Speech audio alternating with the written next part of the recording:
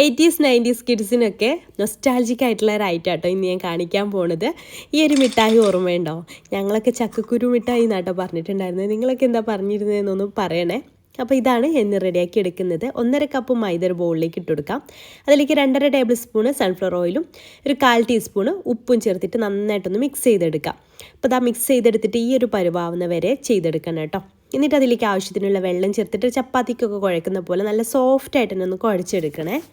നന്നായി കുഴച്ചെടുത്ത ശേഷം അതിന് മുകളിൽ കുറച്ച് ഓയിലൊന്ന് സ്പ്രെഡ് ചെയ്തതിന് ശേഷം നമുക്കിത് അടച്ച് വെച്ചിട്ട് ഒരു 20 മിനിറ്റ് റെസ്റ്റ് ചെയ്യാൻ വെക്കാം. അപ്പോൾ 20 മിനിറ്റിന് ശേഷം നല്ല സോഫ്റ്റായിട്ട് വീണ്ടും വന്നിട്ടുണ്ട്. ഇനി നമുക്കിതിൽ നിന്ന് ഓരോ ചെറിയ ബോൾസ് എടുത്തിട്ട് ഈ ഒരു ഷേപ്പിൽ നമ്മുടെ മിഠായിയുടെ ഷേപ്പിലാക്കി എടുക്കാം. അപ്പോൾ ഞാൻ എല്ലാം അങ്ങനെ ആക്കിയെടുത്തിട്ടുണ്ട്. ഇനി കുറച്ച് ഓയിലൊന്ന് ചൂടാക്കി എടുത്തിട്ട് അതിലേക്ക് ഇതിട്ട് കൊടുത്തിട്ട് ചെറിയ തീയിലിട്ടിട്ട് വേണം അത് ഫ്രൈ ചെയ്തെടുക്കാൻ. ഫ്രൈ ചെയ്യുമ്പോൾ ഒന്നും കൂടെ അങ്ങ് വീർത്ത് വരും. അപ്പോൾ അതിനനുസരിച്ച് വേണം ഇത് ഉരുട്ടിയെടുക്കാനായിട്ട്. അപ്പോൾ ഈ ഒരു കളറാവുന്ന വരെ നമുക്ക് ചെറിയ തീയിലിട്ടിട്ട് ഫ്രൈ ചെയ്തെടുക്കുക.